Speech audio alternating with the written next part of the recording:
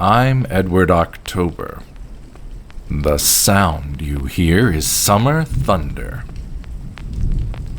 The worst storm of the year is brewing, and your house is directly in its path. This is the start of Octoberpod.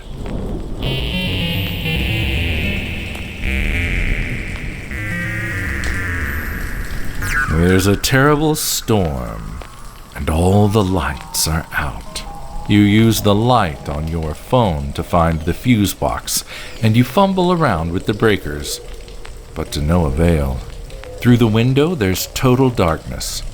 The storm's already knocked out the electricity in the whole neighborhood, and it's just getting started. Who knows when it'll come back on? There's nothing for it but to sit tight. Good thing you've downloaded this podcast, because I've assembled over 90 minutes of chilling, thrilling stories for stormy nights for your uneasy listening. And during the intermission, I'll share with you my favorite horror movies to watch on a dark and stormy night. Keep it right here.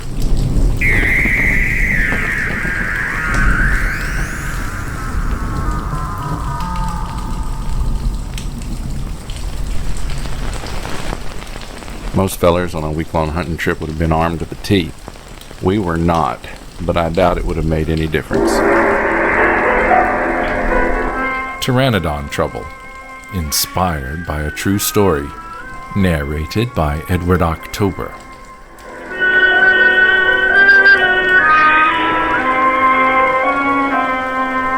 My Uncle Wes owns some land and a cabin in rural Tennessee. It's adjacent to a small lake and a few good creeks running through it.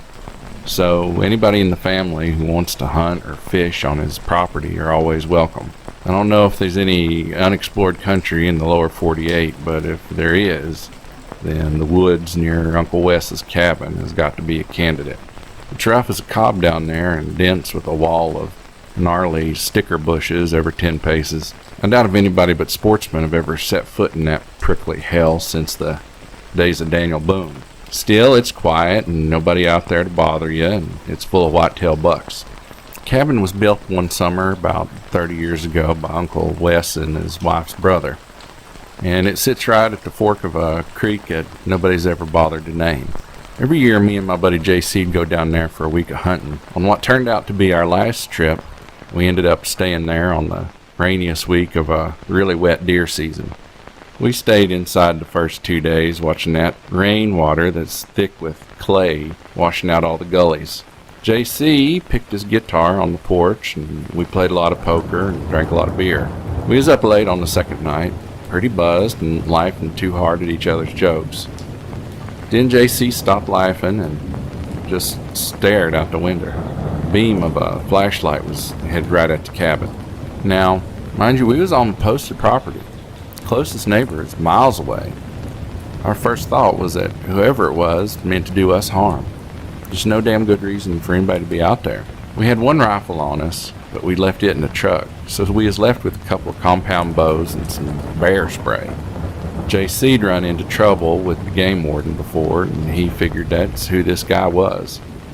I told him it'd have to be an awfully enterprising game warden to come after him at the middle of the night in all this rain. Long story short, it ended up being old Toby. Now, everybody who hunted in this part of the county knew old Toby. He said he's a cryptozoologist, but I'd be shocked if he graduated from high school, maybe a GED.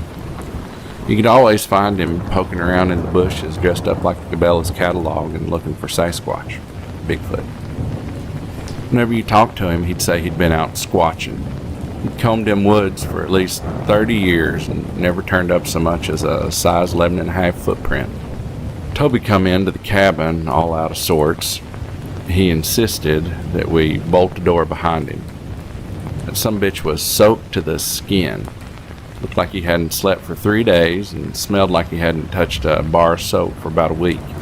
We sat him down by the wood stove to dry off, and JC handed him a mug of coffee with a slug of wild turkey in it. He wasn't sitting there for more than 5 minutes before I started razzing him about his Bigfoot hobby.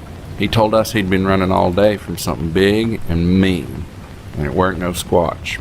Said he'd found animal carcasses all over the woods, deer, hunting dogs, and even a bear cub. Now this startled me because if a mama bear was out looking for a missing cub, we could be in deep trouble. Of course, the reality turned out to be much worse. Toby said all these animals had been slit up the middle like they'd been sliced open with scissors or something, and all the guts pulled out. And right before dark, Toby said he heard something holler that scared him about half to death. It wasn't like the cries of a Bigfoot, he says. Said whatever it was, it had the awfulest mouth on it you'd ever heard.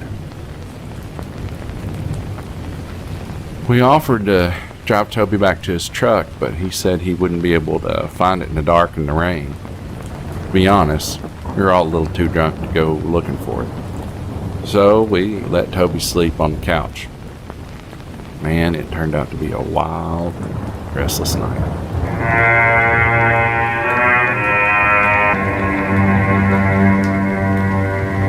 I was laying in my bunk listening to the sound of timbers bowing and cracking in the heavy wind. Then the rain picked up, and you never heard a racket like a downpour on a tin roof. Several times I heard a scratching sound like somebody running a metal rake over the top of the cabin. Figured it was a tree branch scraping the roof, and then I got scared that a tree might fall on us. It'd be easy for one to be uprooted with the ground as saturated as it was. And then I heard it. Old Toby was right. Whatever it was, it had the awfulest mouth on it I'd ever heard.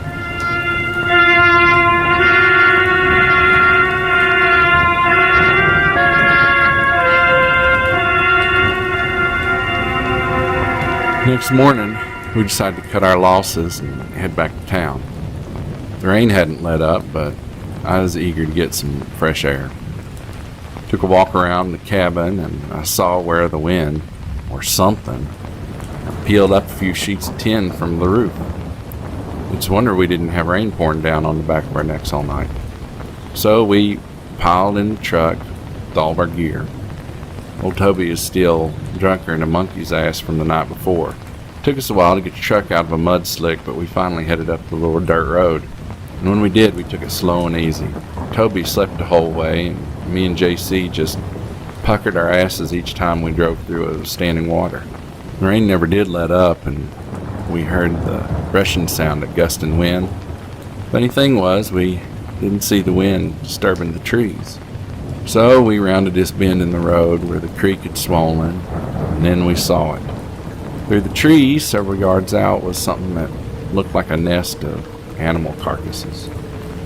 The nest is about the size of 2 or 3 compact cars parked in a cluster. Much of it was just bones and sticks and gore. It's a wonder we didn't smell it before we ended up seeing it. JC pressed his head up against the window and started naming all the animals he could identify. Deers, fox, possum, catfish, turtle, part of a brown bear, 2 halves of 2 different hunting dogs. Before we could ever start to wonder what in the world could have done this thing, Toby jumped out of the truck and lit off in the opposite direction. We hollered at him to come back, and he hollered something back at us, and all we could make out of that was, "Not my meat." That's all we could understand from what he said, "Not my meat." Anyway, with old Toby gone, we didn't waste much time debating whether to chase after him or not. Crazy old bastard. Nope, we lit out of there in a hurry. We didn't get far before we ran into a downed tree, blocking our path. The brush was too rough and the ground was too soggy for us to try and drive around it. We'd have to move it somehow. We got out of the truck and tugged on it, but it's too slick to get a good grip on it.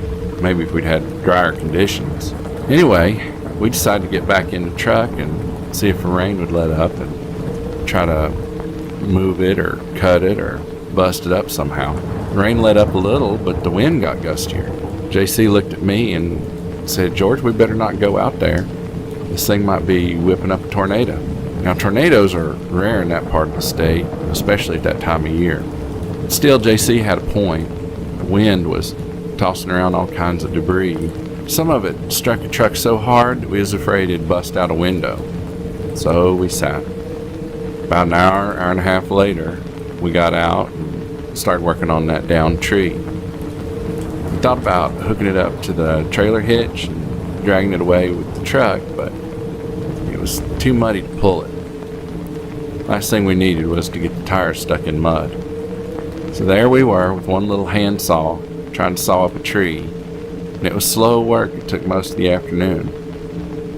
By about 4 o'clock, we'd just about cleared enough of it away for us to pass. And right about sundown,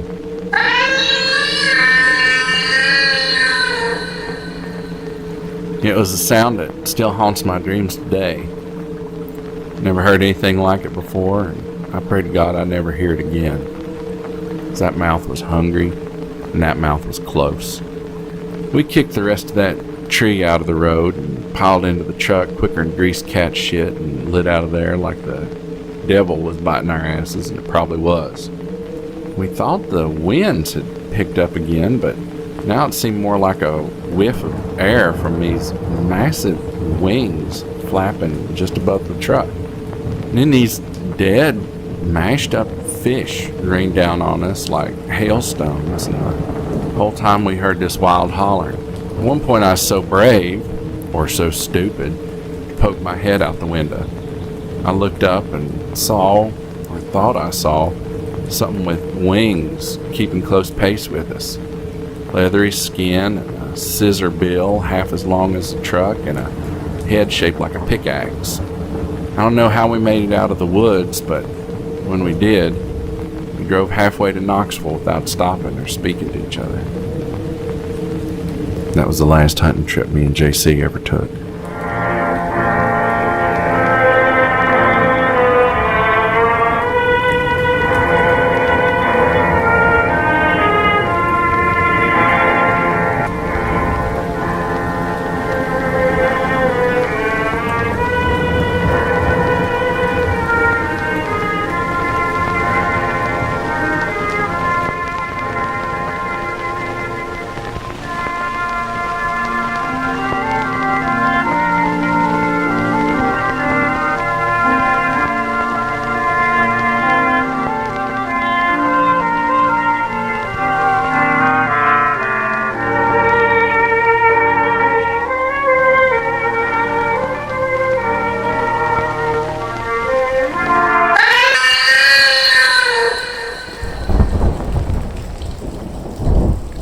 THRU hike. A true story narrated by Sarai, host of Freaky AF. A few years ago, I was doing a solo through hike of the AT. I started at a trailhead in Georgia, but only got as far as Damascus, thanks to an ankle injury. That's a story for another time.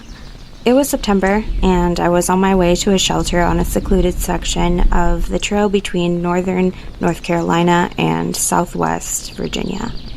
I'm not going to say which shelter it was because I don't think anybody should go back there. I was hiking faster and more recklessly than I normally would because I was trying to get to the shelter before some severe weather moved in. Several times on my way to the shelter, I noticed a figure standing up on a ridge. A man. He was always positioned so that he was backlit by the sun, and I couldn't make out his features or what he was wearing. He was just a dark figure, looking down on me from the top of a rise.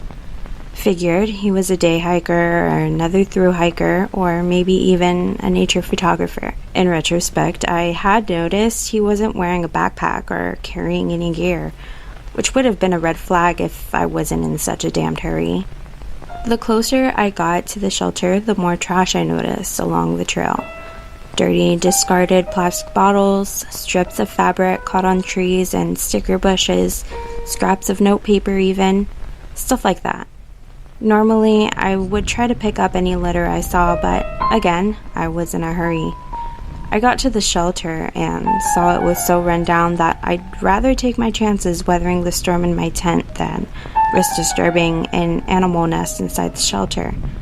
I set up my tent in a location where the shelter would shield me from the wind when the storm arrived. I also rigged up a tarp over the tent to act as sort of a rainfly. I left my pack and my boots just outside the tent. Remember, the tarp was there to keep the rain off, and cozied up in my sleeping bag. Dinner that night was a Cliff Bar. Because I'd planned on dozing off listening to the rain and thunder, I'd left my phone and headphones in my pack. Other hikers rag on me for packing big, heavy, can-style headphones instead of light, compact earbuds. I'm a light sleeper, especially in the woods, and they're really good at canceling out background noise. In the morning, I went in my bag and got out my phone to listen to some Rage Against the Machine to help me wake up. When I put on my headphones, though, I felt something tickling my ear. I thought I'd just gotten my hair stuck in my headphones, and then I felt it again. I took off my headphones, and the biggest fucking spider I'd ever seen in my life crawled out. Thankfully, it scurried out of the tent and didn't hide in any of my stuff. I packed up quick and started to hightail it out of there. As I was leaving, I saw a piece of notebook paper, similar to the kinds I'd seen littering the trail, nailed to the outside of the wooden shelter. I would have noticed it the day before. It had to have been nailed up overnight. It was a note. It said, "Next time, it will be a black widow, bitch. This was your only warning." Had the man I'd seen on the trail been stalking me? Had he planted that spider in my headphones? I got out of there in a hurry. I filed a report with the U.S. Forest Service and with the police, but nothing ever came of it.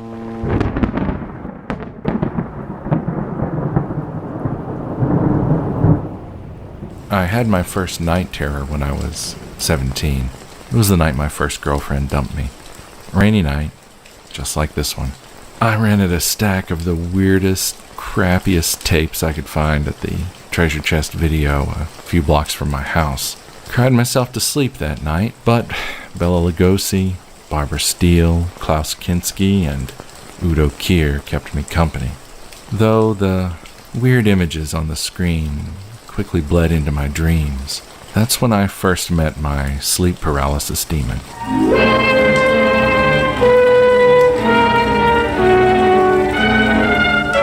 The Night Chopper, narrated by Edward October.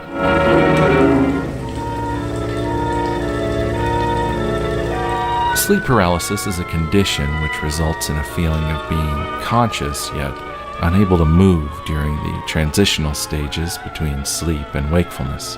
Many feel pressure on their bodies or a choking sensation. It's estimated that as many as 4 out of every 10 people experience sleep paralysis. All things considered, my night terrors are pretty ordinary. I got lucky, I guess. I'm on a first-name basis with my sleep paralysis demon. She's a crone type, like a night hag. 2 years ago, I named her Karen. And she just sits on my chest or at the foot of my bed and stares at me all night. But this thing I'm going to tell you about, this was different.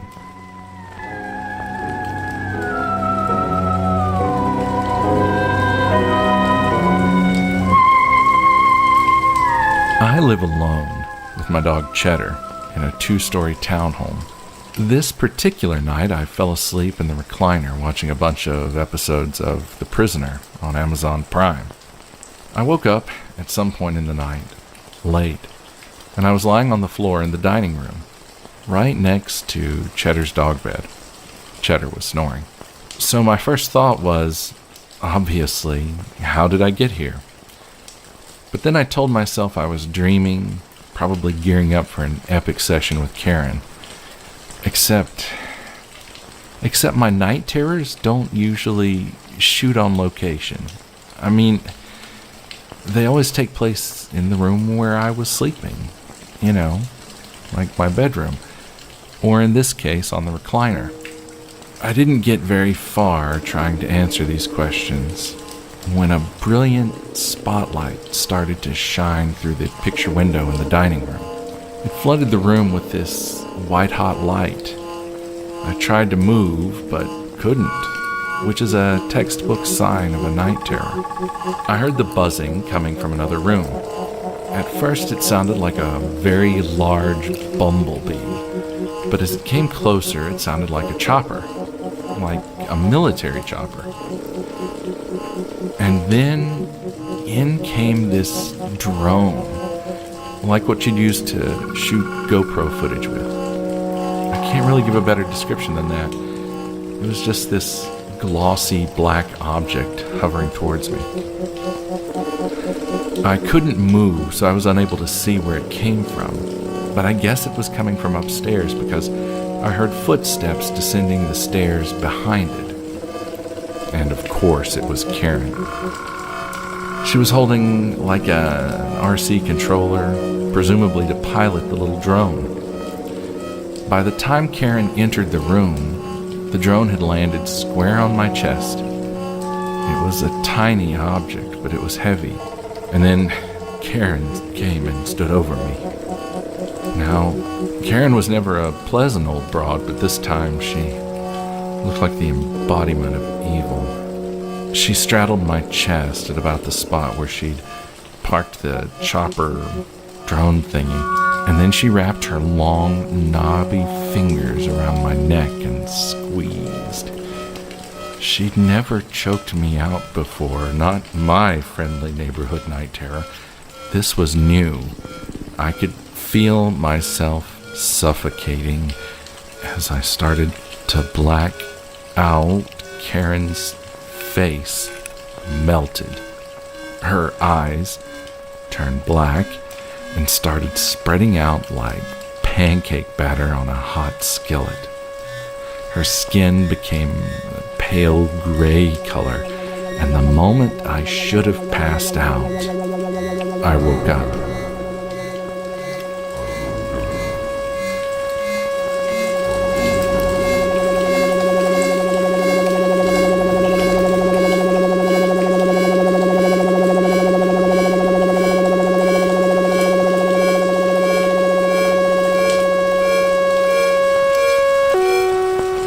This time I was awake for real, and I was in my bed. I don't know how I'd gotten there. I still don't know how I got there. And I was wearing my work clothes. Even though I'd changed into a t-shirt and sweats before I'd started watching TV. My body ached with this deep tissue ache that I'd never felt before. That feeling terrified me because I thought it was COVID. I mean, this was the early days of the pandemic. I'd had trouble breathing overnight, and now I had body aches. It seemed like classic symptoms given what we knew about COVID back then. I went out and got tested that very day. It came back negative, thankfully, but I still felt like crap. And for about a week after that, I could barely drag myself out of bed. Sleepy as I wasn't able to sleep well. I'd wake myself up every 15 minutes or so to avoid another night terror. I had a dread of meeting this new, super pissed off Karen again. Fast forward a week or two. I scheduled a follow-up with my doctor. I still felt like crap with a bunch of new symptoms cropping up, like loss of appetite and difficulty concentrating. He was examining me for swollen lymph nodes. Didn't find any, but he did find an unexplained lump. Turned out to be a foreign body. We had it removed, and turns out it was this shapeless, metallic thingamabob about the size of a frozen pea. The doc said it could have been a piece of debris that got lodged beneath my skin when I totaled my truck a while back. And then it's been wandering around my body this whole time.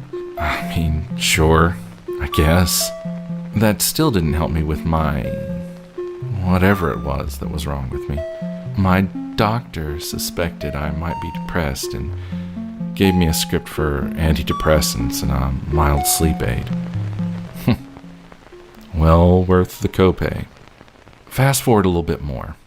My girlfriend of 3 years finally moves in. This turned out to be the best thing for my physical and mental health. With someone else in the house, aside from Cheddar, I felt safe allowing myself to get a good night's sleep. And I did. For a while.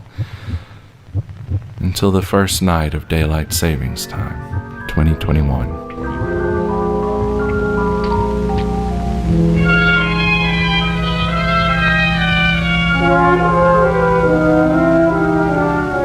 In retrospect, all the pieces were in place for a night terror.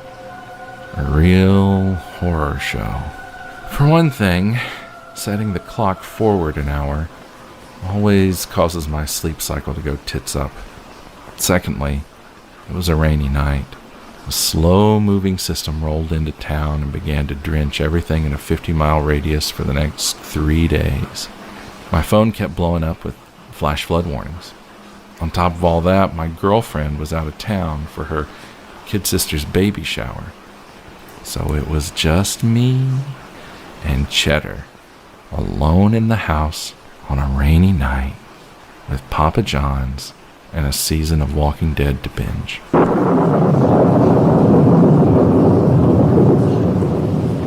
I was on the couch and felt myself dozing during a particularly soap opera-ish episode. My eyes got heavier and heavier, and it seemed like the moment my eyes shut, I was in it. The worst night terror of my life. If it was really a night terror, that is.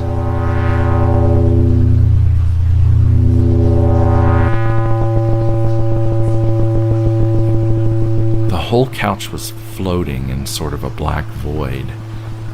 There were 5 or 6 of those drones, the night choppers, hovering around me, each one shining a spotlight on my body. Karen was on my chest, but now she'd mutated into something more grotesque. She'd sprouted an asymmetrical collection of limbs, and she used them to grip me tight around the trunk. One of her, I guess you could call them arms, was shoved down my throat as though I was being intubated in the hospital. She wore an unusually hateful expression, and when she noticed me noticing her, she leaned down so that her face was only an inch or 2 from the tip of my nose. I was so terrified, man. I can't even express.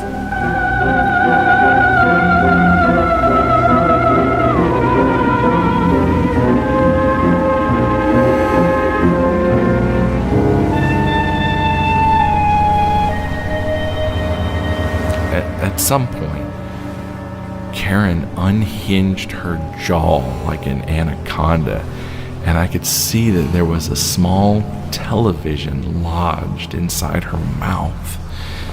It looked like your grandma's TV, one of the gigantic wood cabinet kinds from the 60s or 70s, but small enough to, fit inside there.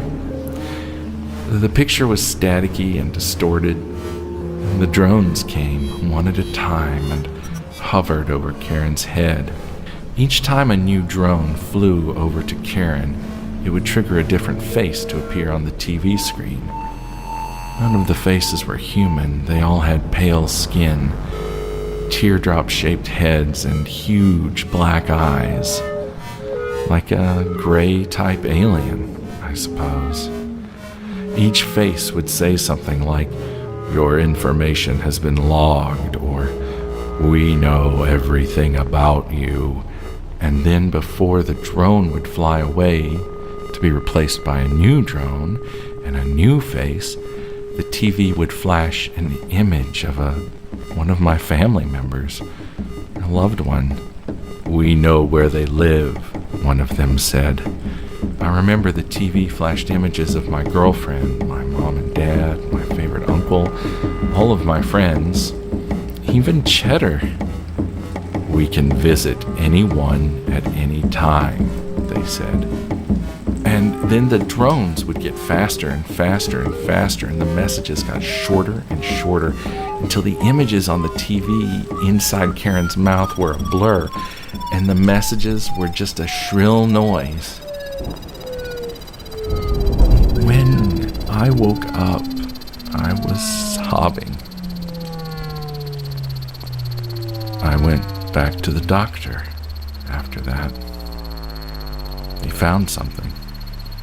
Go ahead, take a guess. It was another souvenir from my visitors with the night choppers. About the size of a frozen pea. Metallic, hard as a bullet. I don't know what to say about that. I don't sleep on rainy nights anymore. Instead, I force myself to stay up. Don't want to take the risk of meeting them again. My company offered me a position at one of their Arizona locations. I accepted. Figured there'd be fewer rainy nights out there. My girlfriend and I broke things off. Turns out she didn't want to live in the desert. Didn't want to leave home. So now it's just me and Cheddar. And of course, Karen.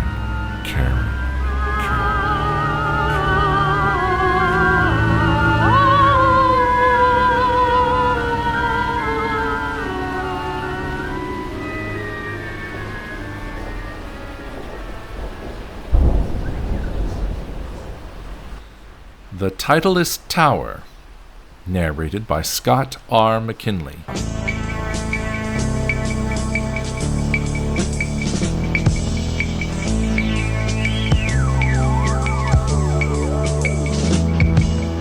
We live in a quiet, close-knit little golfing community out in the country.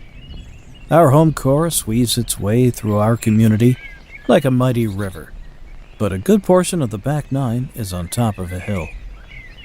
A small portion of that hill, between the 17th green and the fairway leading up to the 18th hole, is leased out to a big telecommunications conglomerate back east.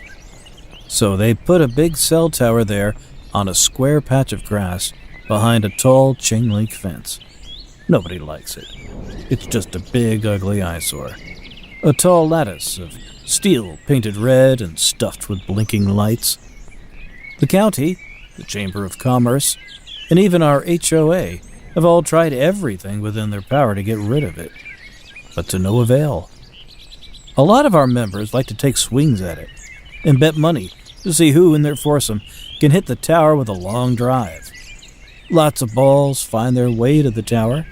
In fact, the grass inside the fence is blanketed with penfolds, Callaways, top flights, one or two Slossingers, and lots of TITLEISTs. So many, in fact, that this cell tower has earned the nickname TITLEIST Tower.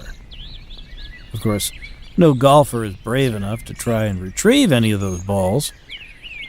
Well, not anymore.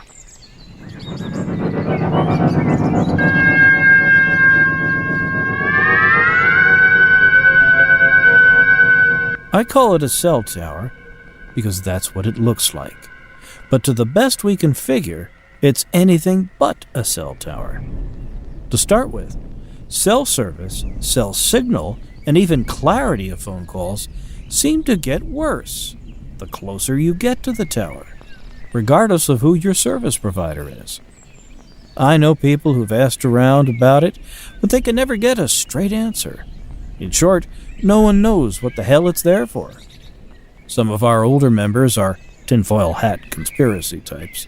They claim it's used to broadcast the ultra-low frequency signal for a number station that sends coded messages to foreign operatives or alien invaders. Regardless of what you think of these wild theories, no one can deny the strange happenings connected with the tower. Take the case of former member Mr. Eugene K. Eugene was playing the 18th hole early one Sunday morning. In fact, his party were the only golfers out that early, and his ball landed behind the tower fence. Eugene was a stubborn gentleman, reluctant to give up one of his expensive balls, if he possibly could avoid it, and so he scaled the fence, to retrieve his Callaway Chrome Soft Triple Track and to fill his pockets with any other gems he could find. When he climbed back out, he suffered a massive stroke the moment his feet were back on the ground. He was only 38 years old. The stroke left him unable to speak, and his right arm is, for all intents and purposes, now useless. After this incident, coils of razor wire seemed to appear atop the wire fence overnight. Take the case of landscape technician Mr. Arturo D.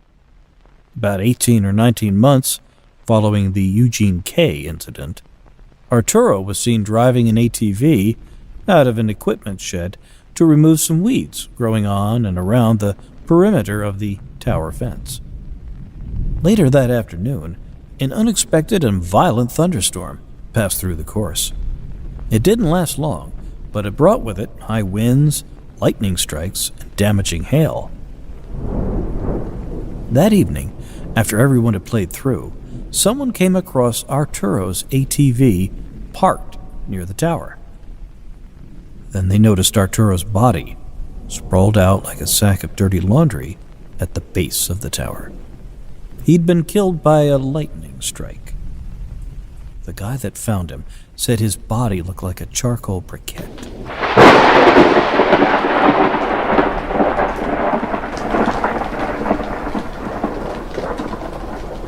Funny that of all the things the lightning could have discharged on, from the lightning rod on the tower, to the steel tower itself, to the metal fence, it discharged onto a man less than 6 feet tall. Another funny thing was that no one could figure just how Arturo had gotten inside the fence. The chain and padlock on the gate remained undisturbed, and there was no sign of him having scaled the fence and somehow getting over the razor wire. Sometime later, people noticed that the grass inside the fence was always immaculately manicured, with no weeds of any sort sprouting up within several yards of it, and the balls that would accumulate inside the tower's perimeter would be spirited away after a week or so. All this in spite of the fact that no one employed by the golf course was ever allowed inside the fence to do maintenance of any kind. Furthermore, no one has ever seen anyone from the telecom going up to the tower to perform said maintenance. There's never been any sign of them on security camera footage either. Finally, you have the case of Aiden J. and Rachel S. Aiden was a junior at the local high school. Rachel was a grandmother and a well-respected real estate agent, known to anyone who'd gone house hunting in the area. Neither of these persons were affiliated in any way with the golf course or the big telecom leasing land for the tower. Hell, aside from living in the same town, they weren't even affiliated with each other, weren't even members of the same church. 1 year after Arturo D. was allegedly struck by lightning, 1 year to the day, Aiden and Rachel were picked up on security camera crossing from the 17th green to the tower fence. By the way, the cameras are recording 24 hours a day, though no one is there watching them. Recordings are kept in a hard drive for a month or so before being deleted. Unless there's an incident like this one, then the recordings are pulled, reviewed, and backed up. It was late at night, around 2 a.m., and even though the cameras had a cheap night vision capability, the picture is hard to make out. But it appears as though the two are holding hands as they walk. When they get to the tower, they appear to open the gate with bolt cutters. There's no indication of where they got the bolt cutters, as they don't appear to be carrying any tools with them. They then climb as high as they can up the tower. Remember, Rachel is a 57-year-old grandma, and jump to their deaths.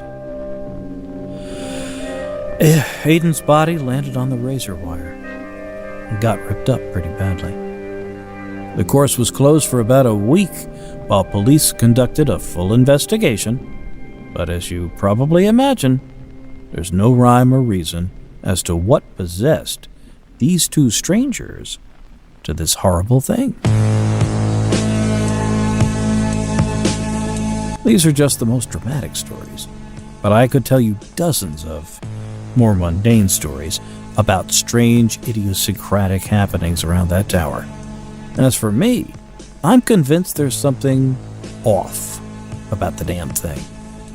After all, my balls do have an affinity for getting lost while playing the 17th and 18 holes. But I'm not too proud to take a mulligan.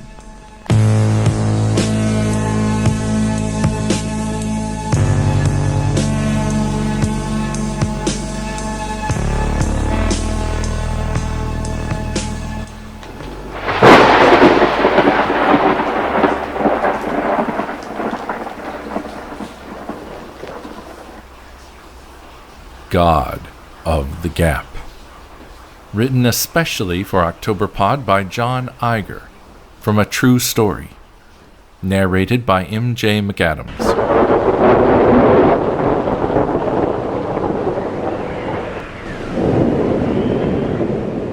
Hola, Ed. ¿Cómo estás? This is Jessica in Orlando. I don't always see your new episodes when they drop, but I've been catching up on all the old ones on YouTube. I have a really good story for you, and I hope you like it, or are creeped out by it, or whatever.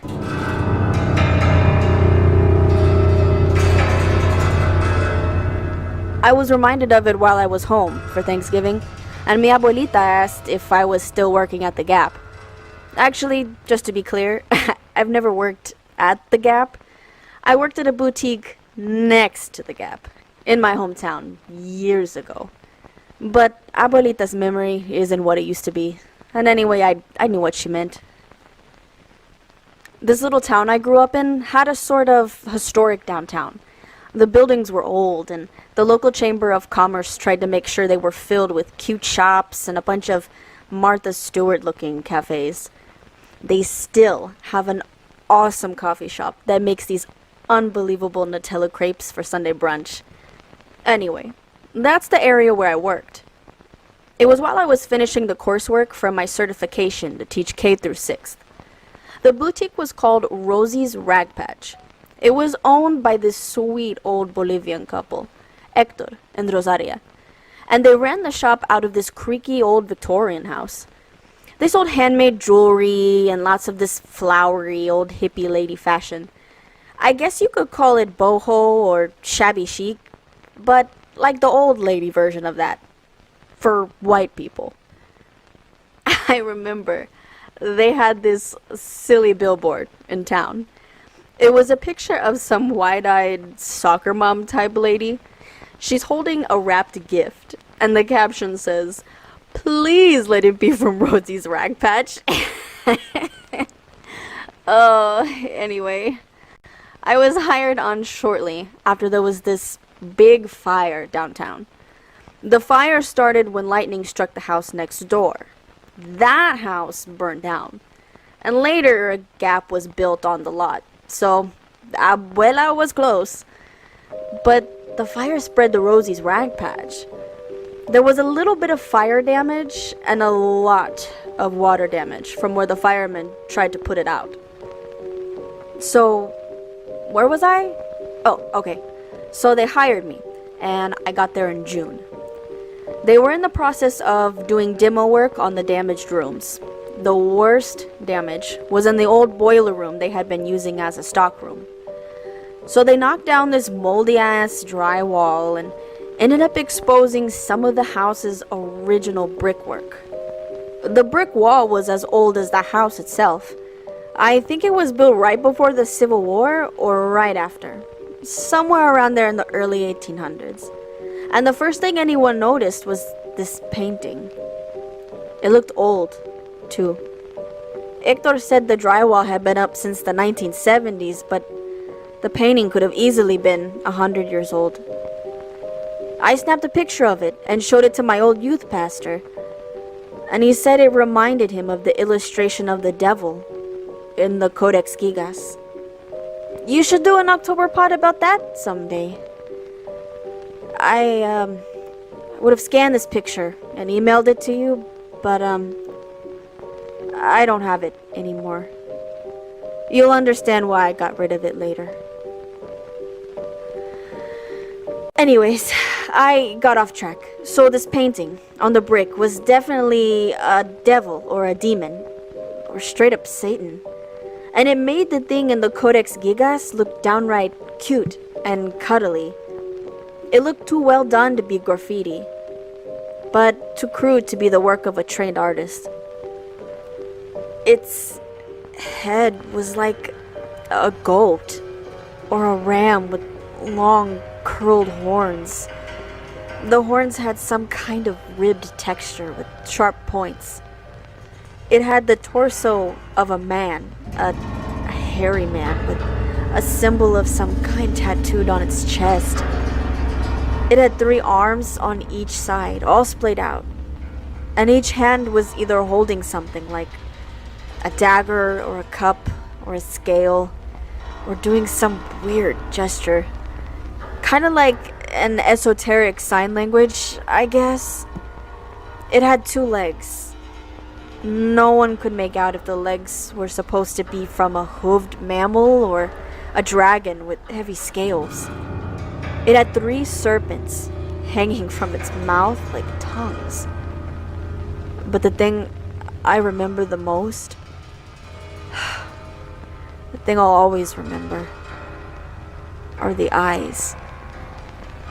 They were so big and expressive, and the only part of the image that used the color white, so the whites of these huge, staring eyes seemed to glow against the dark brick and the muddy-looking paint used for the rest of the image. Some of the girls in the store made up a game. You stare into the eyes for a certain period of time, like a full minute. And if you close your eyes, you could still see the whites of its eyes. Like one of those optical illusions they have in kids' activity books or something. I did it once, but I wish I hadn't. It kinda burned the eyes into my memory. Another girl who worked at the store did it, and she freaked the hell out. She locked eyes with the thing for a minute, like the game said to. There was another girl, Lupe, timing her and giggling the whole time. When the minute was up, she closed her eyes. We expected her to say, "Whoa, that's freaky," or something like that, like what we all would have said. But no, the girl kept her eyes closed for a long time. And then she started sobbing and running around the room like she was blind. She still had her eyes clenched shut. When she opened them, her eyeballs were solid red, like she had pink eye or she had just been punched. She kept sobbing and ran to the bathroom. We heard her in there barfing for like 20 minutes or something. Lupe started a rumor that the girl was bulimic. Lupe was such a bitch. It was around that time that we started urging the owners to hurry up and put up the new drywall. Hector eventually covered it up with a sheet or something, but Miss Rosie kept going behind his back and taking the sheet down. Someone asked Miss Rosie why she wanted it uncovered, and she said that she believed the devil was a god who watched over the house, and we must treat it with respect and keep it happy. He's the one who saved the store from the lightning strike in the fire, while the other one next door burned down, she would say. Once she said she suspected that Nilo, that's what she started calling it, may have conjured the lightning to ensure his face would be uncovered.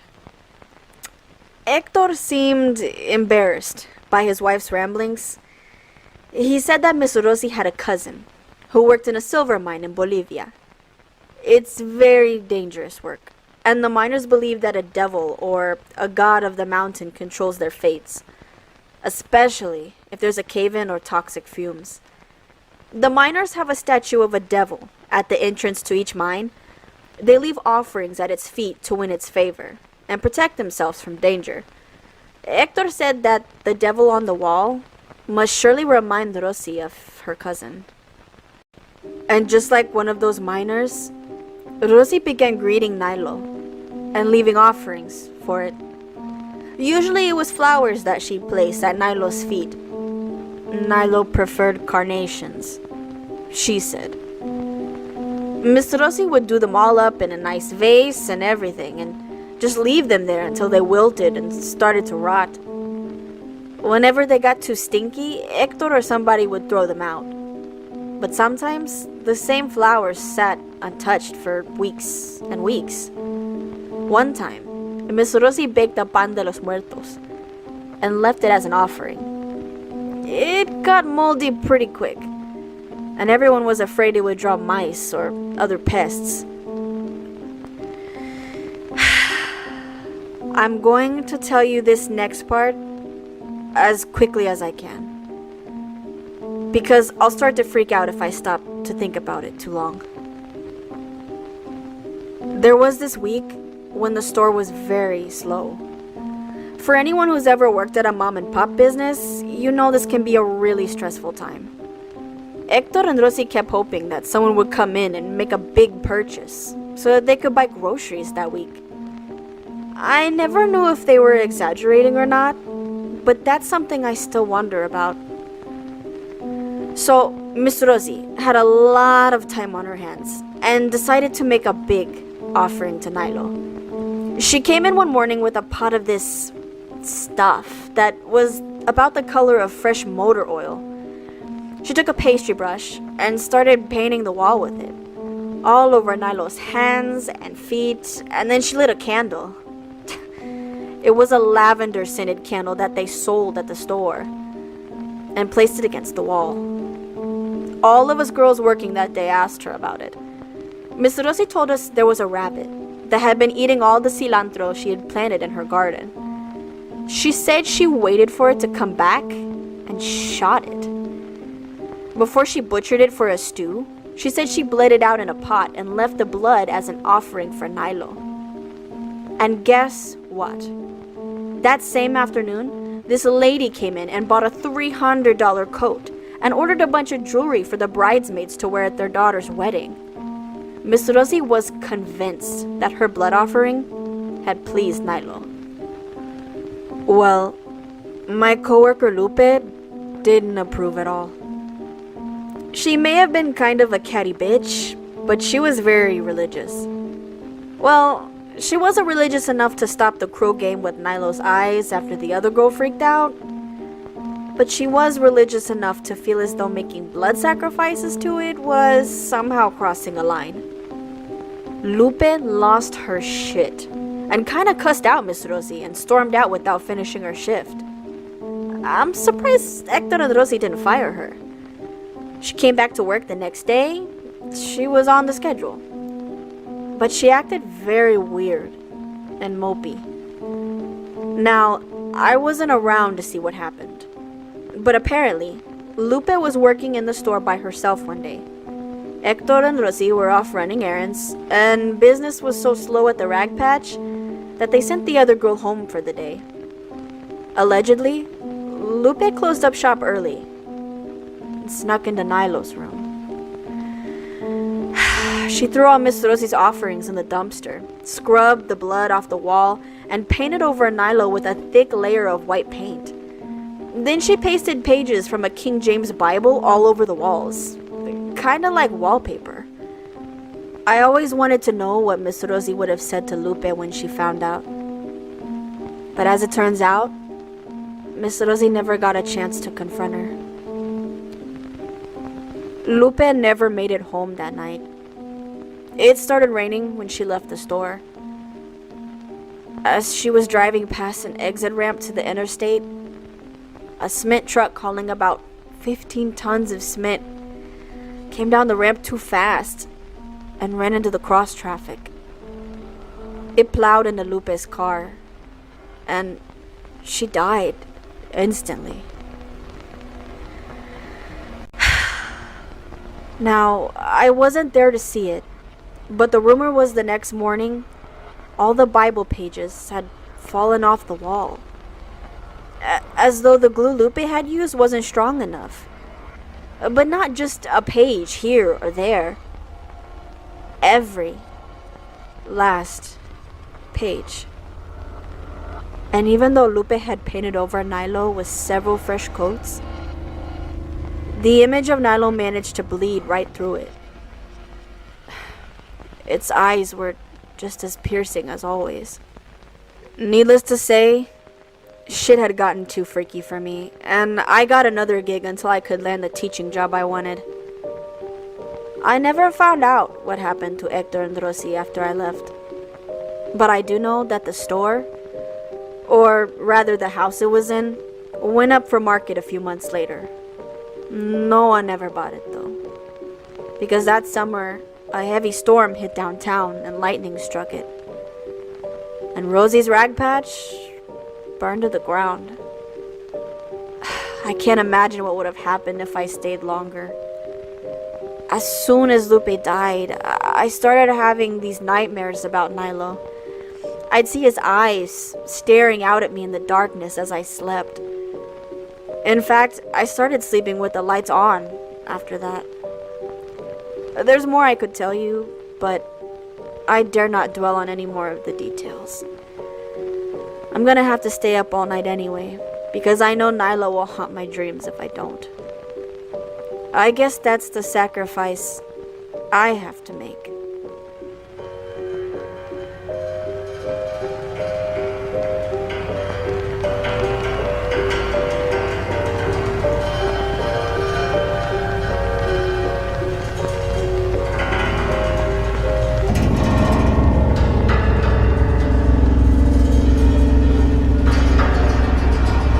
It's intermission time, folks. I'm your host, Mr. Edward October.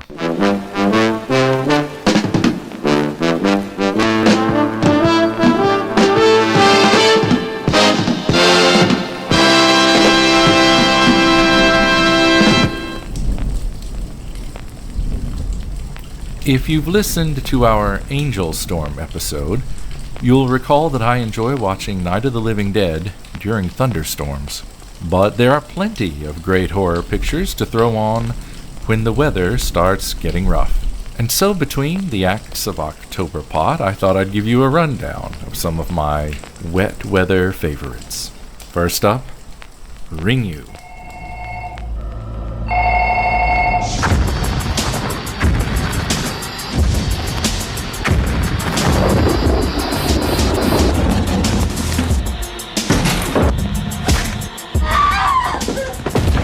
Ring You, coming to video and DVD, March 4th, 2003. This Japanese picture, upon which American remake The Ring is based, begins with rolling waves on an inky black sea. If that isn't a great way to start a stormy movie night, I don't know what is. The story that follows is a steady buildup of quiet dread and subtle idiosyncrasies, which may be portents of an unknowable force at work. The investigation into the mystery of the death tape, a video cassette which brings death to all who view it, culminates on an island beset by a raging typhoon. Throw this one in the old video machine the next time thunder rumbles through, and you won't be disappointed. Anyone who was brave enough to see Friday the 13th on Friday the 13th, and they will tell you they were terrified over and over and over and over. The 11th, the 12th, the 13th. Friday the 13th. We dare you to see this film all over London and in the West End. Your Fright Day will be the day you're brave enough to see Friday the 13th. Certificate X. There are two kinds of Friday the 13th fans. Those who are Jason people, and those who are Mrs. Voorhees people. Certainly, fans of Jason outnumber those who prefer Pamela as the big bad of the franchise. People tend to talk about the original Friday the 13th as being some sort of inversion of Psycho. Instead of a son driven to murder and madness by the vengeful spirit of his mother, Here we have a mother haunted by her dead son and out for vengeance. There's plenty of commentary on Tom Savini's practical gore effects, and about all the films that Friday the 13th drew influence from. Twitch of the death nerve. But what I like the most about the first Friday are the quiet moments. There are lingering shots of the water rippling on the surface of Crystal Lake, and other idyllic moments of quiet beauty around the summer camp. It's like the calm before the storm, and then the storm which dominates the picture's last half hits, and it brings its own ambience, its own moments of quiet dread before we see the glint of the knife. In 1956, he first appeared on motion picture screens across the country. His impact on audiences was instantaneous and unprecedented. His acting technique was revolutionary. His presence overwhelming. He possessed more raw talent than any performer of his generation. He soon became an international legend, a giant who took the world by storm. Then, suddenly, at the height of his fame, he retired from motion pictures. Now, he is back, and he's more magnificent, more glamorous, more devastating than ever. Prepare yourself. The greatest star of all has returned.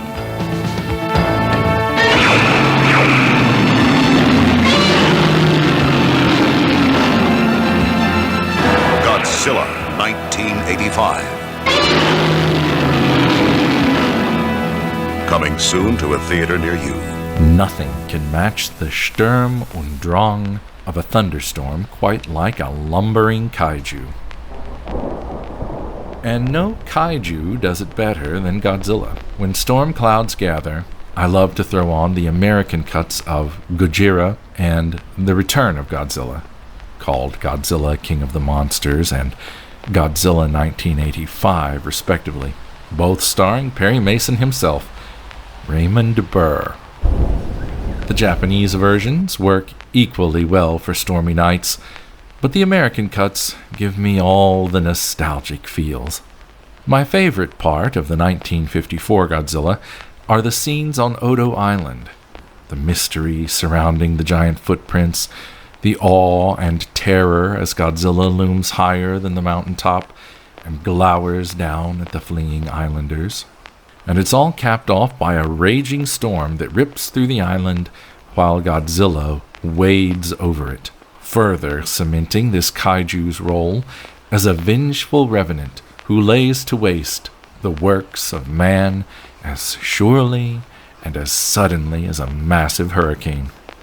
Godzilla 1985 / The Return of Godzilla begins with a storm at sea, and with Godzilla emerging from his slumber like an erupting volcano. The helm isn't responding at all. She's gonna run aground. Mayday, mayday, you have the Maru calling. You have the Maru. Mayday, mayday. Do you read me? Over. We're running aground.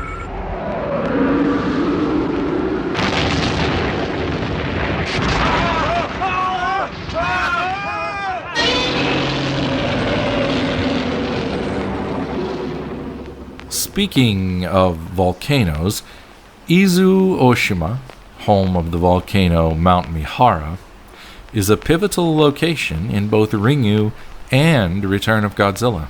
The rest of Godzilla's 1980s debut film is a slow burn of quick glimpses and encounters of growing intensity, culminating in the final climactic city rampage. Even though there isn't a storm in this picture, aside from the opening scene, it's the perfect movie for a stormy night. I can't quite explain it, but Godzilla, in both of these pictures, is the storm. He's the black cloud that gathers on the horizon. In fact, that's the quality that these films all share. That's the kind of picture I enjoy most on stormy nights. The slow burn pictures, the ones that gather like darkening clouds on the horizon before unleashing their fury in the final act.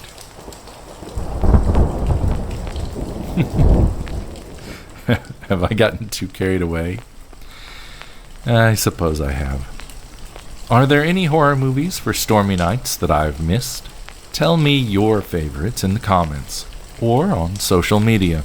I hope this little intermission has given you an opportunity to light some more candles, because the rain and wind and thunder aren't letting up anytime soon.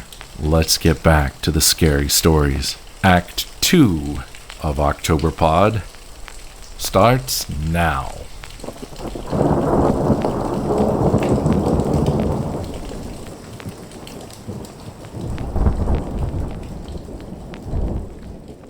INGAGI, We Trust.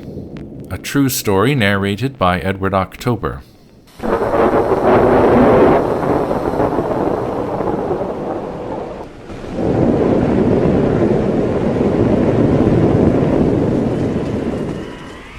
Dear Octoberpod, when I was in high school, I used to live with my mom in an old farmhouse. It was built in 1867. It was old as fuck and creepy. It wasn't a huge house, but it seemed big on the inside because of the high ceilings. Everything was made of wood, so you're always hearing creaking noises and timbers settling. We didn't farm, we just lived in the farmhouse. So there was all this empty, unused farmland all around us. And the closest neighbor was easily a 5-minute drive down an old country road. My mom was a nurse, so she was always away working a night shift. This left me home all by myself most nights. One night I was home alone during a rainstorm. We still had rabbit ears out there in the middle of nowhere, so we couldn't get any channels on the TV during bad weather. We had just gotten a Nintendo and I was up late playing Contra. Sometime after 2 in the morning, I started to hear scratching noises outside the house. We had cats and dogs at the time, and there were always other animals about causing trouble. I just figured it was one of the cats or a raccoon or something messing around in the porch. Like I said, we were used to that sort of thing, so it didn't alarm me. Well, I dozed off on the couch after getting stuck on one of the levels of Contra. I died like 1,000,000 times. When I woke up around 4 in the morning, I got up and started turning off the lights and getting ready for bed. I went to the kitchen to get myself a glass of water and looked out the window above the sink. Through the window, I had a clear view of the old shed we used to store the lawnmower and some other junk. There was a big dusk-to-dawn light mounted above the door of the shed. Standing under that light was something that looked to me like a gorilla. It was still pouring down rain and its fur was soaked with water. It was holding something. I stared at it for a full minute without turning off the kitchen tap. Then I realized it wasn't a gorilla. It was a person wearing a gorilla suit. The thing it was holding was a machete. Well, I just about pissed my pants right there. I rubbed my eyes, and when I opened my eyes, the man in the gorilla suit was gone. That dusk-to-dawn light was so bright that it lit up most of the front yard. So there's no way this guy could have ducked out of the light in the second or two I had my eyes closed. So I figured I had just imagined it and went to bed. I know, stupid, right? I slept with all the lights on in my room. When I saw Mom the next morning, she asked me what had happened last night. She said that a bear or something had carved up the house. I went outside, and sure enough, there were scratch marks and cuts on the outside of the house. Mom had written it off as a bear or something, and I would have too. But on the back porch, right near the door, someone had carved the word INGAGI.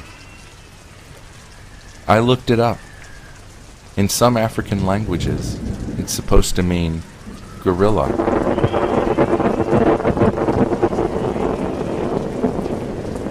We filed a police report, but they never found out who did it. My brother was an angler. A true story narrated by Paige Elmore, creator-host of Reverie True Crime. My older brother loved to go out fishing just about every weekend, rain or shine. We lived out in the middle of nowhere with nothing to do. He could drive and I couldn't, so sometimes I'd just go along with him as an excuse to get out of the house. Mama and Daddy used to get on my damn nerves when I was 13, 14. One weekend we were out and Wes, that's my brother, was fishing this creek not far from where the creek emptied into the lake. The clouds were black and the wind picked up. Pretty soon it started to thunder and we started to pack it in for the day. We could see clear out to the far end of the lake and this little dirt road that went winding along the shoreline. Pretty soon we see an old beater of a pickup truck come rolling along that dirt road. The storm picked up fast and lightning struck a tree that fell over into the road. That old truck swerved but didn't really have anywhere to go and ended up slamming into the tree. Not 5 seconds passed before we see flames licking up from under the hood of the truck. So we throw our gear into our truck and drive out there as fast as we can to see if this guy needs help. We hauled ass over there, looking for a downed tree and a flaming truck, but we didn't see a thing. No truck, no flames, not even a tree in the road, nothing. Then the rain came, and it rained so hard we thought that little dirt road would be washed out. On our way back home, Wes stopped at a little bait shop a couple of miles from the lake and told the owner what we'd seen. The old guy just laughed and said, "Oh, you saw Herb. Back in 1977, old Herb was driving around the lake in a storm. Lightning struck a tree and wrecked him, pinning him in the truck. The truck burned up with him in it before anybody ever found him. Every now and then, whenever it storms on the lake, nice folks like you might see him. I guess Herb never wants to be forgotten."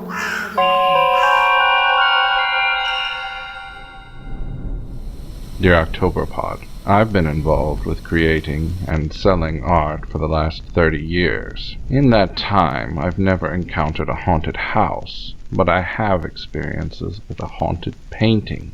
Let me tell you about it. He smiles when we blaspheme. Narrated by Edward October. For many years, I ran a gallery for local artists. I called it a gallery, but it was really a shop where one could buy what I call arts and crafts. The creators, artisans, whose work I sold were only moderately gifted. Still, the shop was profitable enough for a time. During that time, I would sometimes acquire antiques and other pieces through estate sales. That's how the painting came into my possession. The title, or what I presumed to be the title, was penciled on the back of the canvas. He smiles when we blaspheme. This, initially, seems a strange title for the painting, as it is a still life of various objects arranged fetishistically on a rough wooden table draped with fabric in a muted shade of purple. It's not immediately apparent who he is, as the viewer is presented with a bowl of overripe fruit, a mostly spent unlit candle, wilted flowers in a reflective metal vase, a scarab crawling on that vase, and a dead, limp-necked guinea fowl waiting to be dressed. It's a savagely candid yet inept work of outsider art, a work which pairs a laundry list of traditional vanitas imagery with a style dominated by sharp, compartmentalized geometry and a muted institutional color palette. If brutalist architecture had spawned a genre of painting, this canvas would encapsulate the movement. In short, it was ugly. Still, who was he? And what did any of this nonsense have to do with blasphemy? Look closer. The harsh lines of the composition draw the eye to a reflection on the convex surface of the vase. Here the viewer finds the distorted reflection of a smiling man. When I first saw him, I assumed this was the artist's self-portrait. But on further reflection, I don't think so. The features are too vague for a self-portrait. The man's appearance and demeanor are utterly devoid of humor or cheekiness. To say that the man in the reflection appears to have ill intent would be understating the point. This smiling man is the face of evil. When your gaze meets his, you immediately look over your shoulder, as though the vase is reflecting the room behind you. It's a creepy effect.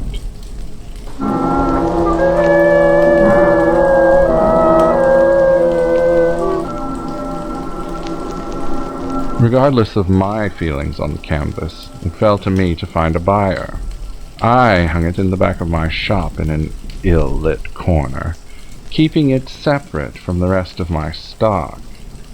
Few ventured back there to inspect it, and no one expressed much interest in buying it, even at a steep discount. One day, Raymond, a friend from art school, came into the shop. He just bought a house in the area and was looking to purchase a few pieces to warm up the home a bit. From the moment he walked in, his gaze seemed to be drawn to "He smiles when we blaspheme." He told me he needed to have it, and I realized that I'd be overjoyed to be rid of it. I washed my hands and thought I'd never see it again. I was wrong.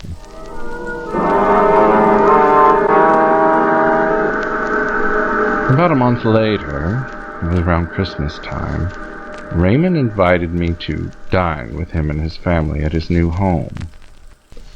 Now, I live in a fairly rural area of western. I'm unaccustomed to seeing fine houses out here in the wild.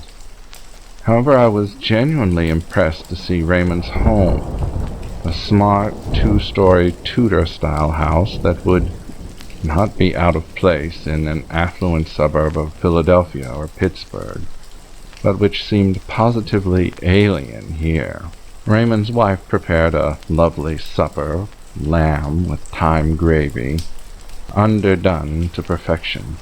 They paired it with a lovely local red that I meant to buy a case of later.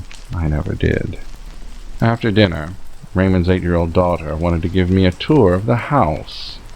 Of course, much of the tour focused on the child's room, with special attention given to her dollhouse. At the end of her tour, we reached a dark room at the back corner of the house. An old shade tree stood just a few feet from the window, and I imagined that very little sunlight ever finds its way through that window. A floor-to-ceiling bookcase dominated one wall. There was a well-loved armchair in one corner, walled in with stacks of books on art and design and typography. There was a desk loaded with computer equipment, and on the wall above the desk towered, "He smiles when we blaspheme." All evening I had wondered what had become of the awful canvas, and here it hung, staring down at me. I didn't like it at all. It distressed me. Still, I tried to be cheerful and asked Raymond's daughter if this was Mommy or Daddy's office. Her face darkened and she shook her head. She aimed a finger at the canvas and said, "No, this is the Reverend's office. There are bad people here." "What bad people?" I asked. "The people who ruin my dreams. They come and go through here." Just then, Raymond called us up for dessert.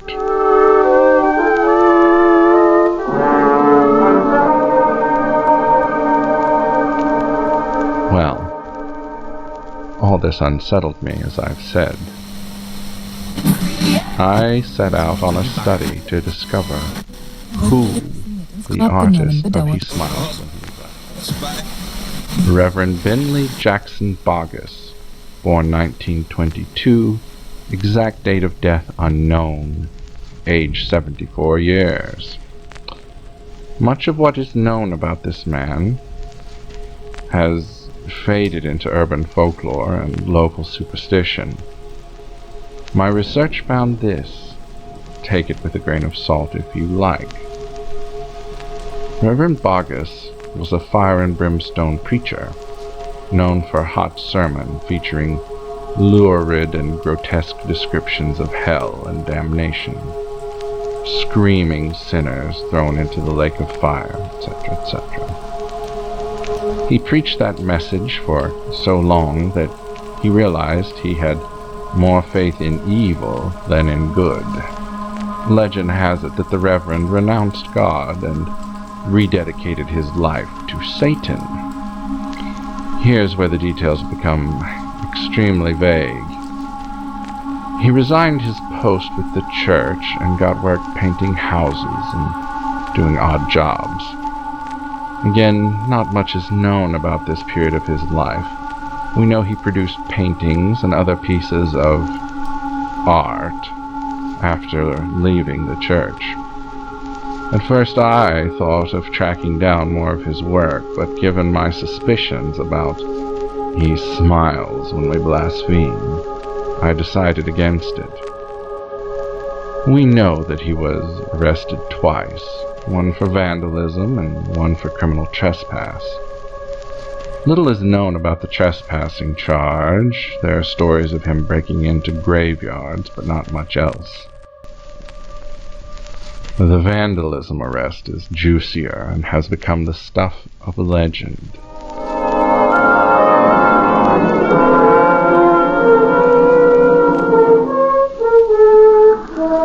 Apparently, the former Reverend Bogus broke into his former church and began painting the sanctuary black. He fouled the altar with the blood and scat of animals and left an offering, a jar of urine, and a jar of human hair and teeth. On the altar in place of the cross, he'd hung one of his paintings. People say he was preparing to celebrate a solitary black mass when the police found him. During this period of petty crime, Bogus produced most of his art and wrote down some pretty unsettling thoughts in his extensive journals. One journal described his own blueprint of hell with vague instructions on opening its gates. He died sometime in 1996. As I said, the exact date and circumstances of his death are unknown. This is due to a fire that destroyed several boxes of county records in 1998. But when he did die, he became a local legend, a boogeyman whose deeds were at the heart of every campfire tale told by the locals. I was ready to call Raymond and share with him my research, perhaps convince him to get rid of Bogus's canvas. But I never got the opportunity. Instead, I received some tragic news. I called Raymond's home, but to no avail. The number had been disconnected. I learned that Raymond went missing shortly after my visit. And his car was found 3 weeks later at the bottom of a lake. The authorities were quick to pronounce him dead, even though a body was never recovered. Some nights I'll drive past that lake and half expect Raymond to emerge wet and filthy from its inky depths.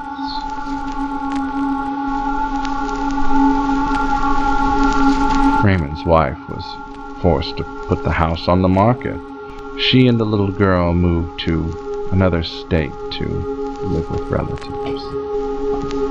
Call it coincidence, call it what you will. It is my contention that Raymond and his family experienced nothing but tragedy after hanging that damned canvas.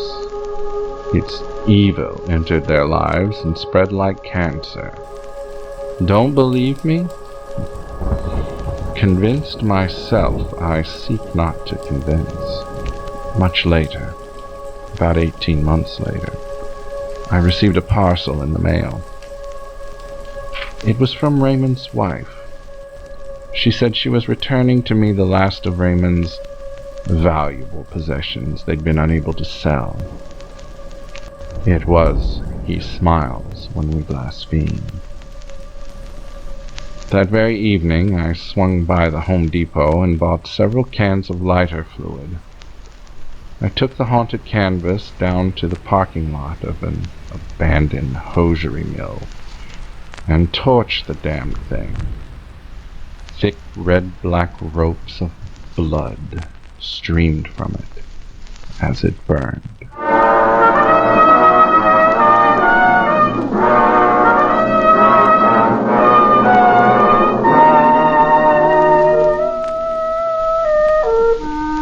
He smiles when we blaspheme.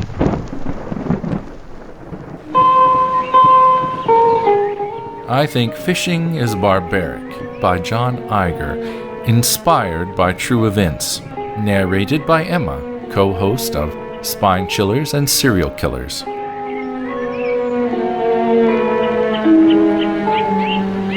I think fishing is barbaric. Let's just get that out of the way first. I've been a vegan for 5 years, but for most of my life, my views and my diet were very different. Perhaps this experience I'm going to tell you about helped me start on a path to a vegan lifestyle. My husband's dotty cousin Mark owned a cabin on the shores of a very tiny, very remote lake in the Dordogne Valley. Every July, Mark would invite us down for a fly fishing holiday with him at his cabin, deep in the wilderness of France.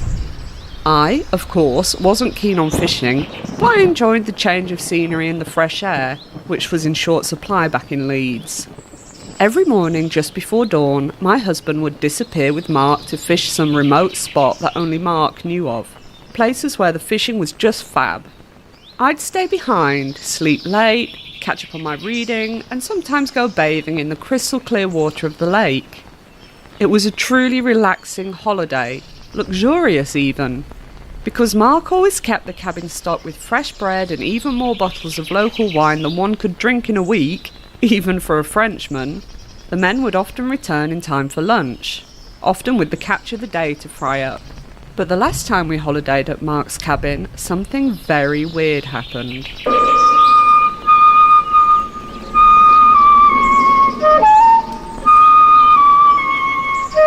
From the moment of our arrival, Mark had been talking about a very special hole to fish that he'd just discovered at the mouth of a small cave.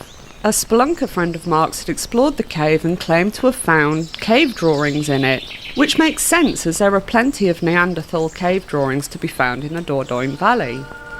Whenever I tell this story to Americans, they find it hard to believe, but living in Europe, it's not uncommon to find druidic stones in one's backyard, or Pictish relics in the garden. Mark's story about the cave drawings had piqued my curiosity, and I fancied having a look at it. So on our first evening at the cabin, we all hiked out there. I must say, I was a bit disappointed. In my mind, I'd constructed an image of this cave as looking like something out of a movie, a vast yawning chasm from which dragons or trolls might emerge. It was, in reality, just a pitiful hole in the ground, several paces from the lake shore, half obscured by tangled weeds. I could scarcely believe a man could fit inside, let alone find anything of interest in it. But even though this cave looked thoroughly unimpressive, I must admit it had an effect on me.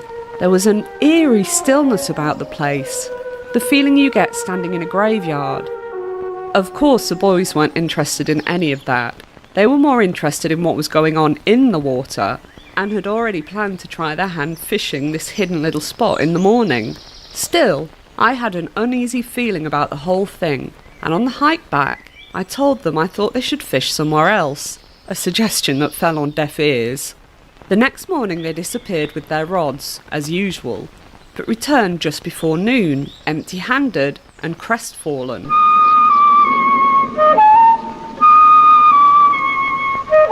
In spite of ideal fishing conditions, they hadn't managed to get so much as a nibble.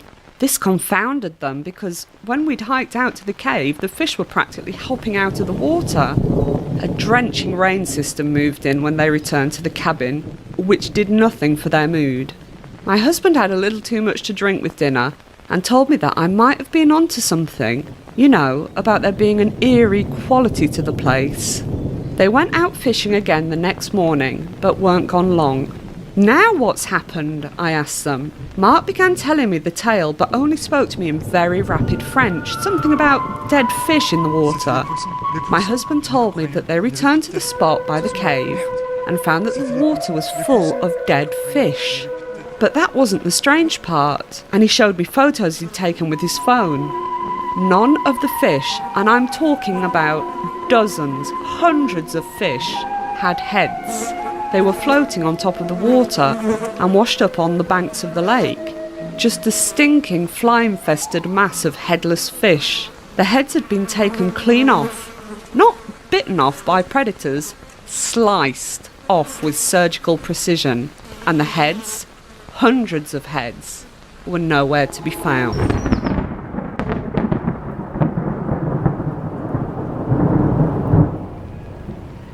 Played this game on one occasion.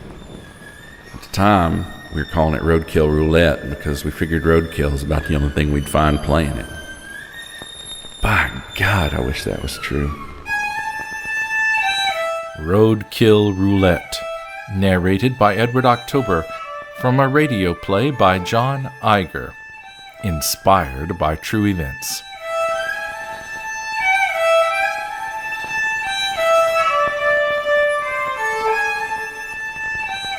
If somebody's telling me this story for the first time, I don't think I'd believe it myself. But if you doubt what I'm about to tell you, I will send you a signed affidavit from my buddy Campbell Bogus, who was there with me at the time. The other day, a couple weeks ago, I guess it's about 2 or 3 weeks ago, I was making some YouTube videos about people using this Randonautica app and finding all kind of weird stuff. It got me thinking about how when I was a lot younger, back before smartphones and all that, we had our own low-tech ways of getting into weird adventures. I think I can safely say that me and my buddy Campbell were like early randonauts. Maybe retro randonauts? Paleo randonauts? We grew up in the holler. I suspect you did too, Ed. And we didn't have a whole lot to keep us entertained. We didn't even have cable. We only got 3 channels on the TV. So we had to be a whole lot more, I guess you'd say, imaginative to entertain ourselves. Wild turkey and blackberry shine was often the answer, but we weren't into all that. We were usually too broke for a case of Natty Light and underage to boot. Campbell and I would drive around town in his dad's old Chevy and just talk mostly. Talking about cars and dreaming about women, like that old song says. Sometimes on the weekends, we'd head over to the main branch of the public library and go through the discard box looking to find some Stephen King's or Tom Clancy's, maybe some comics. One day I scored it was like a book of magic. You know, spells and potions and stuff. Now, we're a deeply religious community, and this wasn't long after the days when churches were burning scary stories to tell in the dark, along with white zombie CDs for being too satanic. So a book like this would be extremely hard for us to come by. Honestly, I can't imagine why the library would have a book like that on their shelves anyway. It was marked up with handwritten notes and scribbles, like one of my Nana's recipe books. On the last page, I found some faded handwritten instructions. The spell of finding. And it started with a silly poem. Ye shall find what ye seek, be it angel, demon, or foe, if ye follow these words I have written below. Write your intentions on the dried hide of a deer and burn it immediately. Gather the ashes in your hands and rub them on a bird of prey's bones. Toss the bones and read the signs. They'll take you to what you seek. Note, advanced spell. Do not attempt without a knowledge of the mystic arts and sorcery. Me and Campbell got awful tickled reading what must have been the ramblings of some crackpot. But we were bored and curious. We didn't have deer hide or bird bones, but we did have a pen, an old notebook, and a quarter. What we didn't have was a clear idea of what we were seeking. We thought for a minute, and Campbell started grinning. He tore out a sheet of notebook paper and wrote down, I seek a gorgeous redhead. We giggled for a minute. Campbell had a thing for Angie Everhart ever since he saw her in Bordello of Blood. Must have rented that tape once a month. Then I flicked the lighter and burnt the page. Watched it burn, and then we rubbed the ashes all over my lucky quarter. We made a set of rules. The original spell wanted us to throw bones and listen to them, whatever that meant. What we came up with was we'd start driving and flip the coin whenever we hit a four-way intersection. Heads would go left, tails would go right. If we dropped the coin or anything like that, we'd just keep going straight. So we hopped back in the Chevy and took off up a road with Campbell driving and me flipping. We're going along for a while and ended up way outside of town pretty quick. We got so damn lost, couldn't believe it. Driving through country we'd never seen before. Ended up on some dirt road way down in Unicoi County. Cousin, that road got narrower and narrower until it stopped at a cattle guard in front of a green metal fence and a bunch of posted property signs. The coin flips were telling us to go on through the metal fence. So, young and stupid as we were, we parked that Chevy truck and continued on foot. It was in the fall of the year, and we left town about 3 in the afternoon. So by the time we made it this far, it was getting on about supper time. The sky was overcast, so we couldn't hardly tell how low the sun was in the sky. Campbell liked to night hunt, so he always had a couple of wheat lights in the truck with him. A wheat light is a type of light you'd use for mining. There's a heavy battery pack that you strap to a belt with a corded headlamp attached. So we strapped on our wheat lights, hopped that fence, headed up through the grassy field. There's a clear trail to follow, and if it ever seemed to fork off in any way, we'd flip a coin. Now, this grassy field butted up against a patch of thick brush and a tree line, and the trail cut right up into the woods. We got a few paces inside the tree line, and then we both stopped at about the same time, noticing how unnaturally quiet it was. And just at the top of the next rise, we saw her. We couldn't make out her face or nothing, but she had long red hair that was tangled and matted with leaves. She was wearing a white sundress on an evening that was way too chilly for sundresses. The hem of her skirt looked torn at the bottom, and one of the straps just kind of hung off the right shoulder. One of us, I believe it must have been Campbell, hollered at her and she ran. We took off after her and followed her up the hill until she, and I swear on a stack of Bibles it's true, she vanished. Just poof, gone. By now it's full dark, and if she hadn't been wearing white, there'd have been no way we could have followed her, even with our lights on. We went digging around to the last spot where we saw her standing, and I caught sight of something kind of shiny buried beneath some leaves. It was an old handsaw. The handle was rotten, and the blade was rusty and smeared with something that looked like blood.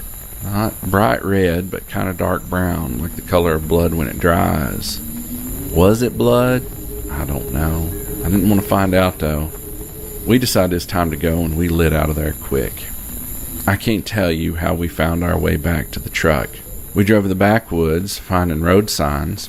People weren't carrying smartphones with GPS back in those days, until we found State of Franklin and drove straight back into town. We didn't speak of it for about a week. And we didn't run and tell anybody else about it either. Who'd have believed us? The next Saturday, I brought it up to Campbell. I'm pretty sure that we both thought we'd seen a ghost or our eyes had played tricks on us, but the longer I thought about it and prayed on it, the more I realized that girl must have been real. And if she was, didn't we have an obligation and a civil duty to help her? I suggested that we talk to Campbell's aunt, who worked as a secretary down at the sheriff's office. But Campbell said they'd just as likely say we dreamed it up. Hell, we might have gotten in trouble for trespassing. But I eventually wore him down and convinced him to go looking for her. What can I say? When you're young, you just don't think right. We brought some supplies this time. A backpack with some food and water, 2 wheat lights, a compass, 2 knives, and Campbell's rifle, plenty of ammunition. We had a notion that if somebody called the law on us for trespassing, we'd be able to say we were just out squirrel hunting or something. That would at least sound a lot less crazy than saying we were out ghost hunting. This time, we were able to drive back by memory. We had a vague notion of how to get there from a highway, and a few wrong turns notwithstanding, we ended up at that old metal fence well before sundown. Once we started walking through the woods, we relied on the quarter again to guide us to the redhead. That led us straight to the same rusty old handsaw on the hill. And then right on cue, she appeared.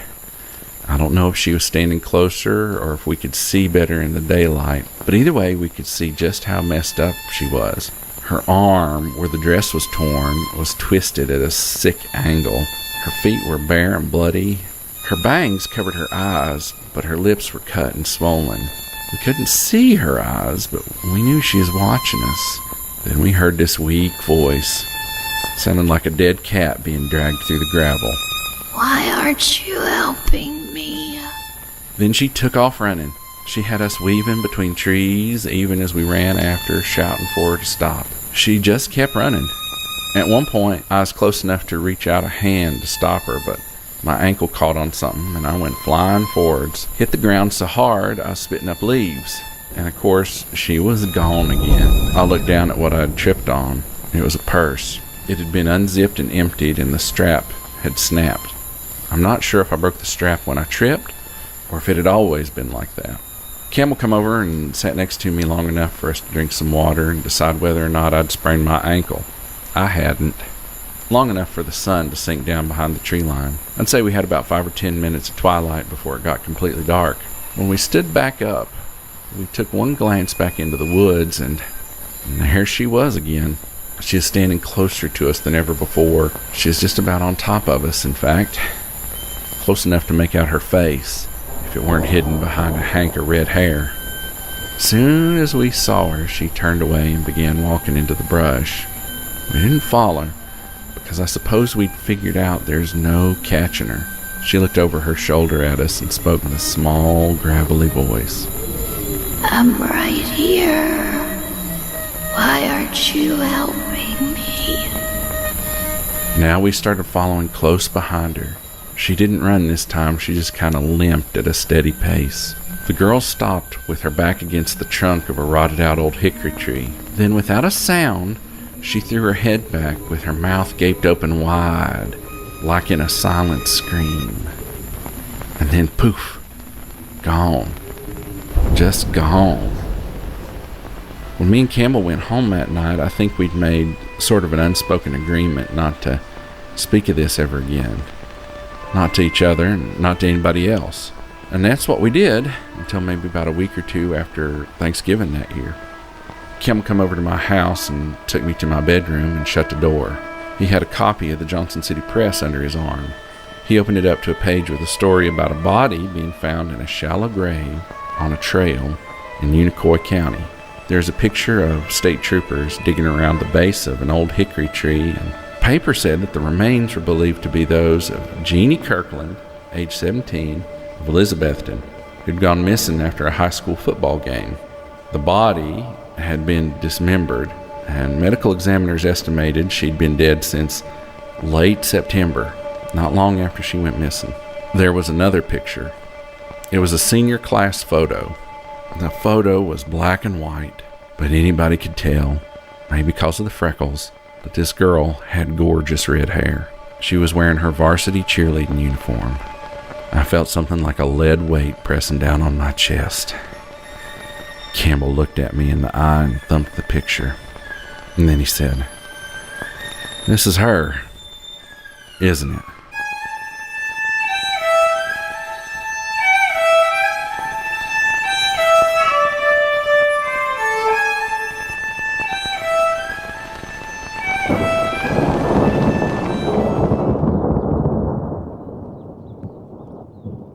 Stick around after the credits for a brief word from some of our fellow indie podcasters, creators, and friends. There may even be some bloopers, outtakes, and bonus content as well. You have been listening to Octoberpod. Octoberpod is produced, edited, and directed by Edward October. The series co-producers are MJ McAddams and Amber Jordan. Logo and banner graphics by Jessica Good. Edward October character design by Nick Calavera. Select still photography courtesy of unsplash.com. Select music cues by Dr. Dreamchip and various other stock music and sound effects courtesy of freesound.org. Music from Bigfoot Apocalypse and Thorax, theme from Octoberpod, composed by Nico Vitezi. All other images, music, and FX cues, except where noted, are sourced from within the public domain. Follow us on YouTube at Octoberpod Home Video, on Instagram, and the app I still call Twitter at Octoberpod VHS, and on TikTok and Blue Sky at Octoberpod. Or find us and all of our links on the World Wide Web at Octoberpodvhs.com. For business inquiries or story submissions, email octoberpod@gmail.com. If you enjoyed this program, we'd be very pleased if you told your friends about us. And while you're at it, write us a 5-star or equivalent review wherever you're listening. The man who spoke to you was Mr. Edward October.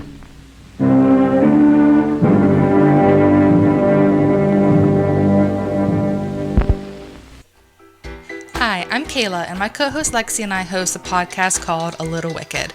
We discuss true crime cases along with cults, conspiracy theories, cryptids, and really anything that we find strange or interesting to share with you guys. You can find us on Apple, Spotify, and anywhere else you listen to podcasts. First impressions can take only 6 seconds to make, but if you're neurodivergent, those quick judgments about you can be misleading. Because of most people's ignorance around learning disabilities, people think it means you're intellectually incapable. I'm not Rain Man. Every autistic person isn't Rain Man. I thought I was talking to people who understood dyslexia and ADHD, but they did not. They freaked out and were like, well, if you've got Tourette's, if it's going to be a problem, then we can just fire you and get someone else. I'm Carolyn Keel, and I host Beyond 6 Seconds, a podcast where neurodivergent people share their lives and advocacy. One of my goals is making autism not something that's scary. I really want to help people understand dyspraxia a little bit better. Get the real life of Tourette syndrome out there. Stop thinking we were nothing but a joke. Let's shatter misconceptions and celebrate neurodiversity together. Listen at beyond6seconds.net or wherever you get your podcasts. Welcome to Brew Crime, a true crime and beer podcast. This is a podcast where we pick a theme, cover a few cases, and pair them with craft beer. Join me, Mike. And me, JT. As we explore the world of crime, conspiracies, or whatever catches our attention.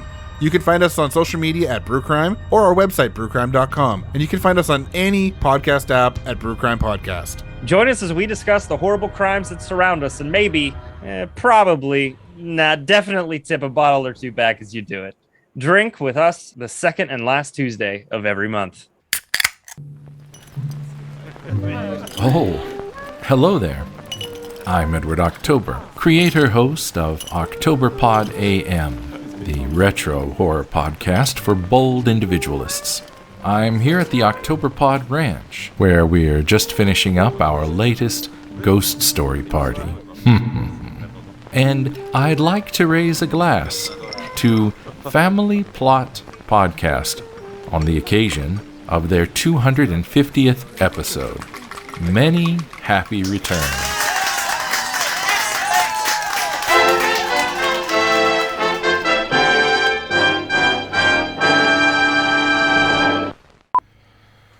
Oh my God. Is that a lawnmower or is that the last shipment of cocaine from Pablo Escobar? Well, I was working on my farm about 1982. Pulling up some corn and a little carrot too. Two low-flying aeroplanes about 100 feet high. Started dropping bales of something hit me in the eye. Gotta record content. We need content, motherfucker.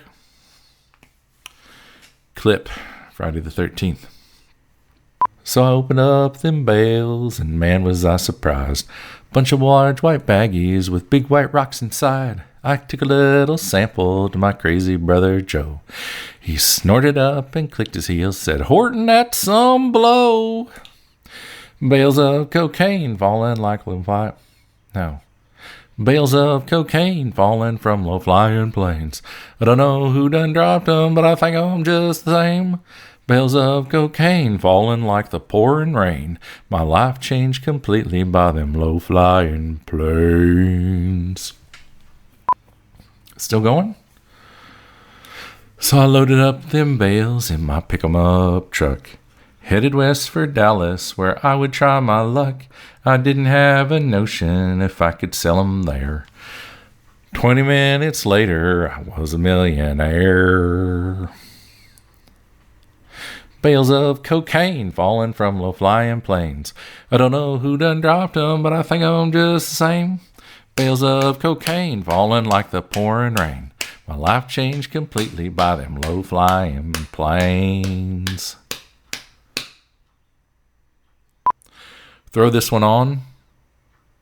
Throw this one in the old video machine the next time thunder rumbles through. Broop. Throw this one on. Throw this one in the video. Throw this one in the video machine the next time thumble. Still? Well, now I am a rich man, but I'm still a farmer too. Went opera on the last verse. So I sold my farm in Texas, bought a farm down in Peru. And when I get so homesick, I think I'll go insane. Insane.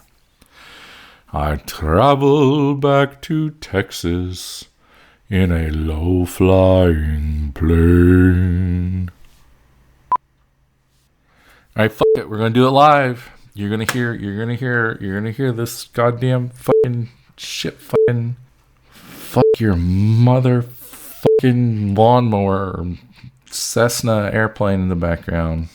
It's just doing donuts over my head. Whatever the fuck.